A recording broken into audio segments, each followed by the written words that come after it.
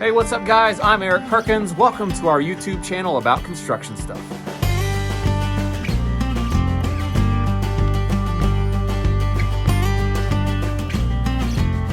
All right, in this episode, we're gonna be talking about drywall. Don't hit the stop button yet. This is gonna be very helpful for you, I believe, if you're a builder or if you're just someone remodeling your own house in your spare time that you don't have. So I've been building houses about 20 years with my brother, and over the years we've had several frustrations when it comes to the trim out phase of the house, and we have learned that the drywall guy can make or break your trim job.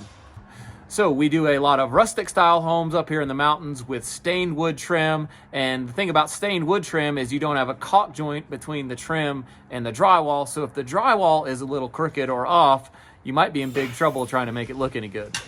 We found the biggest frustration area to be fitting the baseboard to the drywall, so I want to show you 3 different things that we've done to help solve those problems so that you can solve them as well. All right, the first problem involves the baseboard tipping in when you nail the bottom edge tight to the wall. And the reason for that is usually the bottom edge of the drywall has a sort of tapered in section, and that's meant for the butt joint. So when you butt the drywall together, there's a little indentation for the drywall mud and the tape to go. But when that's at the bottom edge, your baseboard gets tipped in. So what we do is have the drywall guys actually mud across that to make it perfectly flush and plumb with the rest of the drywall, and that way your baseboard doesn't tip in.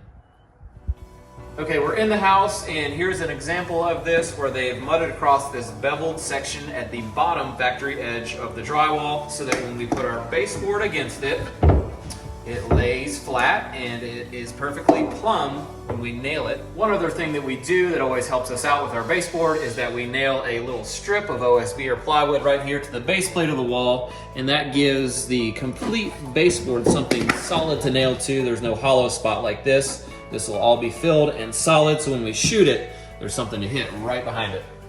You might be thinking it doesn't sound like a big deal to have your baseboards tip in a little bit, but trust me, if you're doing mitered corners, if you have your baseboard tipped in at all, it makes it look terrible. All right, the second major frustration we've had over the years is trying to install baseboard on outside corners on a drywall where there's a corner bead. In a lot of cases, the mud and the corner bead are built up to where there's actually a swoop out to the apex on the corner, and when you try to install your baseboard tight, the last little 1 foot of baseboard is gapped off the wall, swooping out to that corner, and it looks terrible. So let me show you what we do on our drywall to fix that. Here's an example of what I was talking about, an outside corner with a metal corner bead, and you can see I have the mud built out to the corner bead, but down low where it counts for us at the baseboard, you can see that our drywallers have given us a perfectly straight edge from the corner bead out to the field of the drywall so that there's no gapping in this section behind our baseboard. And that's super important if you can't use caulk like we're gonna have to do in most of our jobs. All right, the third and last major frustration that we've had over the years installing baseboard has been installing baseboard up to a tub edge where people have lapped the drywall over the tub flange and it bows way in, causing your drywall and your baseboard to be cocked at a huge angle and look terrible.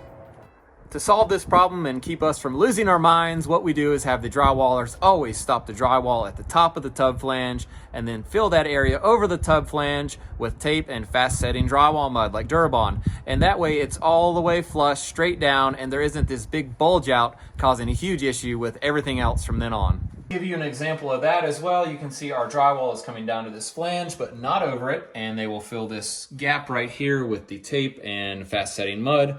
And you can see why this would mess you up. This is like 3/16 of an inch thick flange, pretty heavy duty. Let's pan on down to the baseboard area, and this is all gonna get cleaned up before we do baseboard, but I wanna show you something. That's pretty amazing. Our baseboard, where it contacts the tub, the corner is perfectly 90 degrees, and you will rarely see that in a house. All right, let's take a walk outside to the trash trailer. I want to show you one other thing that I really like about our drywall, guys. Let's take a walk here.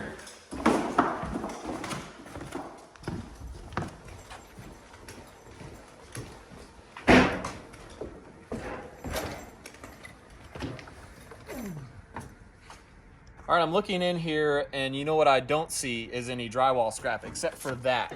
And I know that the stuff at the bottom is ours, so that means the drywall guys took all of their own scrap to the dump without me having to ask them, and we don't have to haul it off. It doesn't sit in a pile out here in the rain and turn to mush and make a big mess.